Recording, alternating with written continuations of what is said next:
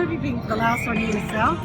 So, after we left university, I ended up doing an extra year of university to qualify as a teacher.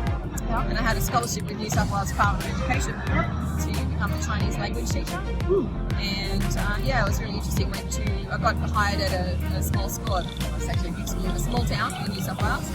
And yeah, so ended up having a lot of leadership opportunities early on, because in the 80s and the early 90s there was a lot of money, government money around, because they shifted the focus from our foreign policies from focusing on the USA and England to focusing in Asia. Okay. So when did you go to China? First went to China in 1993 as part of my degree, and then I went back to start working in China from the year 2000. So just around the time of the Sydney Olympics, so I was actually gone back to China. Okay. Missed the Sydney Olympics, but made up for it later on by getting to work at the Beijing Olympics with Channel 7. Cool. And when did you start teaching in China, and what were you teaching?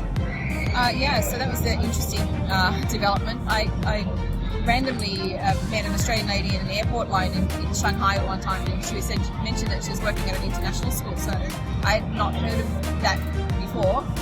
So basically, because expat families need schools for their kids when they're working overseas, so they started this whole phenomenon, the whole system of international schools around the world. So yeah, so I thought, oh, that sounded interesting. And after 4.5 years in teaching in New South Wales, I thought that's time for a change. Yeah. So I applied for a job and got a job in Guangzhou. So it must have been alright, because you stayed for more than 10 years, right? Yeah. Well, the plan was to go for 2 years, and I ended up staying for 10. Yeah. And then I came back to Australia, and I thought I would settle down. Got a good job in Melbourne at a well-known school down there as the head of Chinese on one of the campuses. That was all great. And then just less than 12 months later, one of my old bosses in Beijing contacted me with this just a really unique one of those once-in-a-lifetime opportunities. He was looking for someone to set up a teacher training project for the Chaoyang government in Beijing. Just incredible. So they following the Olympics, the Chinese education system started realizing they weren't doing a good enough job with their English teaching.